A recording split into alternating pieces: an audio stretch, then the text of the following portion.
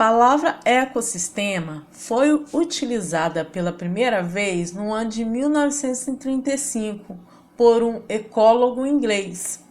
Ele utilizou esse termo para descrever uma unidade em que os componentes bióticos e abióticos interagem entre si, formando um sistema em equilíbrio. Ficou confuso? Então, irei lhe explicar de outra forma. Veja. Todos os ecossistemas possuem componentes bióticos e componentes abióticos. Os componentes bióticos são todos os seres vivos que vivem em um determinado local, enquanto os componentes abióticos são todos os fatores físicos, químicos e geológicos do ambiente, como água, luz, solo, umidade, temperatura, nutrientes, etc. Podemos encontrar desde ecossistemas pequenos, como um lago, até ecossistemas muito grandes, como a floresta amazônica. Mas, independente do seu tamanho, em todos os ecossistemas tem que haver uma interação entre os componentes bióticos e os componentes abióticos. Para você entender melhor o que é um ecossistema, vamos tomar como exemplo um lago. Em um lago, podemos encontrar organismos capazes de realizar a fotossíntese, como os vegetais encontrados no fundo e nas margens, e as águas microscópicas encontradas na superfície da água.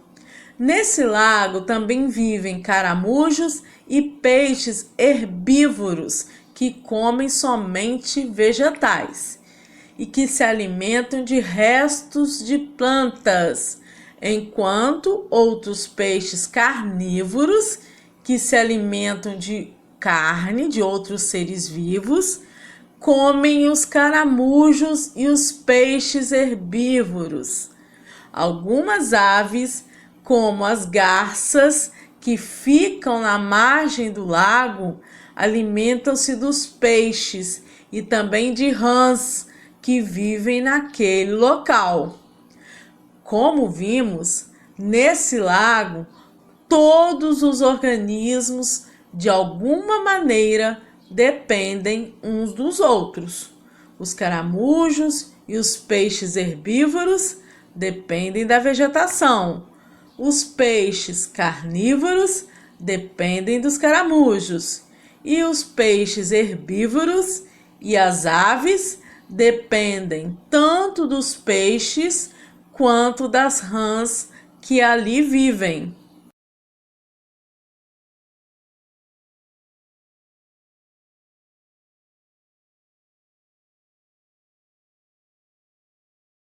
Mas você deve estar se perguntando: quais são os componentes bióticos e abióticos desse lago? Bem, pessoal, os componentes bióticos desse lago são os vegetais e todos os outros seres vivos que ali estão. Já os componentes abióticos são a luz, o oxigênio, temperatura da água, rochas, lama, sais minerais. Através do exemplo dado, podemos então definir ecossistema como o conjunto formado pelos organismos vivos e pelos componentes abióticos que atuam sobre esses organismos vivos. Isso é ecossistema. Analisem agora nas imagens a seguir e identifiquem os componentes bióticos e abióticos.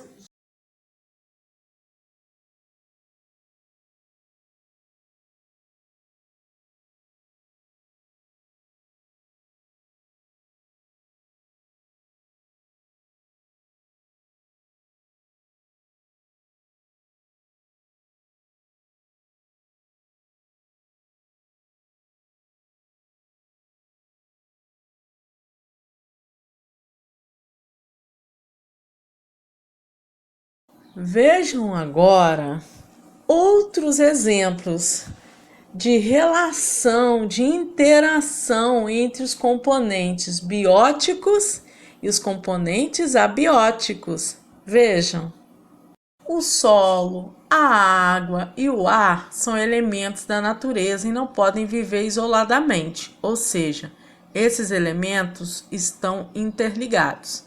Dessa forma, todos os seres vivos também estão interligados de alguma forma e mantêm relações uns com os outros e com o meio ambiente. No meio ambiente, existem os seres produtores, consumidores e decompositores. Vamos entender sobre cada um deles? Seres produtores são chamados assim, pois produzem o seu próprio alimento.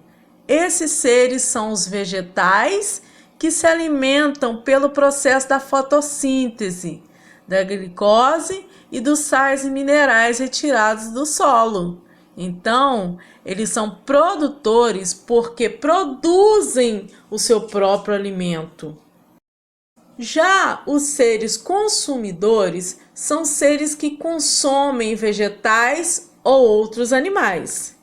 Exemplos de seres consumidores: os animais que se alimentam de vegetais e de outros animais, e o homem.